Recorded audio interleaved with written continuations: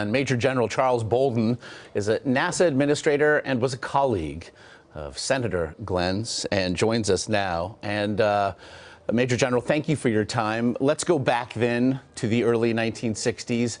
America was fraught. It was thought, certainly as it regarded the race to space, that the Soviet Union had pulled ahead.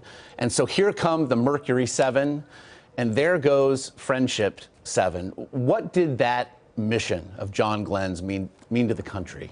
That mission was absolutely critical for the country because I think, as everyone knows, the Soviets had beat us into space with a human. And, you know, Alan Shepard had flown earlier, so we had at least put someone in space. But to have someone orbit our planet the way that Gagarin had done was very meaningful, because it meant that we, if not only had caught the Soviets, we were now able to eclipse them, as we would demonstrate as we went on with the Gemini and Apollo programs. As we would learn later, his projection of that patriotic ideal belied, to a sense, an intense degree of ambition that burned within him. He, frankly, was a bit chapped that he hadn't been picked first to go, and he would later say he didn't realize just how important his flight would be. What did it mean? What did it mean to John Glenn? You know, personally, I think because I can only imagine what was going through Senator Glenn's mind, but Senator Glenn was, first of all, was an incredible Marine, proven by his combat record and his service in the Marine Corps. So he understood what it meant to say aye, aye and press on. I'm not sure he understood the significance, the tremendous significance of his orbital flight to thrust America onto the path of leadership, which we never ever gave up in terms of human spaceflight. You mentioned his service, over 150 combat missions and covering right. World War II and Korea, and then again driven by a sense of patriotism that traced back to his earliest days in Ohio. He put himself up as a test pilot. But let's go back to what being a test pilot back then meant. You know, the Navy gathered statistics, and essentially 1 in 4 test pilots back then died. And that is not even including combat deaths, which they did not deem accidental. That is a very particular kind of bravery and heroism. Very much so. And you need to remember also our success rate at putting rockets into space leading up to John's flight, leading up to the original Mercury program, was not very good. We were dropping them in the water as often as we were doing anything else. So what the Mercury astronauts were willing to do, they understood the importance of the challenge from the Soviet Union. And while not being foolhardy, they understood how critically important it was to get humans into space. John Glenn is part of another story that we are highlighting now at NASA in coordination with the movie industry. There's an incredible movie called Hidden Figures that tells the story of Katherine Johnson and some other computers in skirts down at the Langley Research Center, people that John Glenn befriended on his initial visit to the Langley Research Center as one of the original 7 astronauts. And they would prove to be the people that made his flight successful. And it would emblematically show the kind of person that John Glenn was, as he stepped away from the other astronauts to go meet the young black women who were off in a little computer unit, and introduced himself one by one to them.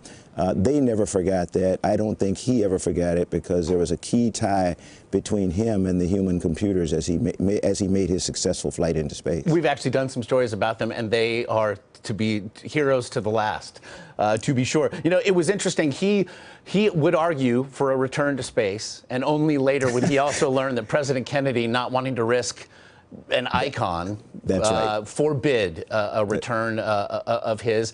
But certainly he existed then as an inspiration for all those to come. Certainly, I suppose for yourself. What did he mean to you?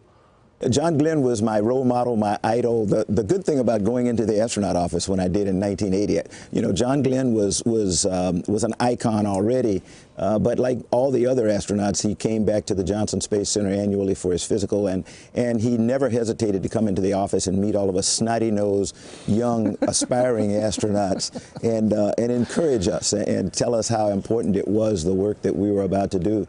And that began, you know, my longtime friendship with with John, but most importantly, not with John Glenn, the astronaut, but with John Glenn, the humanitarian, the human being, the incredible father and husband, devoted to Annie, who survives him now. Their love affair is a story that I think will be chronicled for years to come. 72, 73 years together, and as Annie told me at their last anniversary when I made a congratulatory phone call to them, Charlie, you know, I think it's going to last. And he would kind of chuckle. You know, his daughter Lynn said that last week as he knew that he was, you know, it was his last few days or so. His one question was, how is Annie? Is she okay? So that is a story that I think will be chronicled about John Glenn, the human side of him, which is the thing that I shall cherish forever. Annie Glenn, the doctor's daughter, who was his high school sweetheart back in New Concord, Ohio. Yep. I'm going to leave it to you then, perhaps, to decide, if you will, what the legacy is of a man who, by the way, did get to return to space one final time aboard the space shuttle, and who Tom Wolfe, the writer of that wonderful book chronicling the Mercury 7, The Right Stuff, said just a couple of years ago, John Glenn is the last true national hero America has ever had. What do you think, then, is the legacy he leaves behind? On my way down to the studio this morning, it just kept going through my mind. You know, John Glenn was one of the last statesmen that this nation has had, and he was that right up until his death. His real push to get young people interested in science and math, his real interest in getting us to expand our abilities beyond our own shores.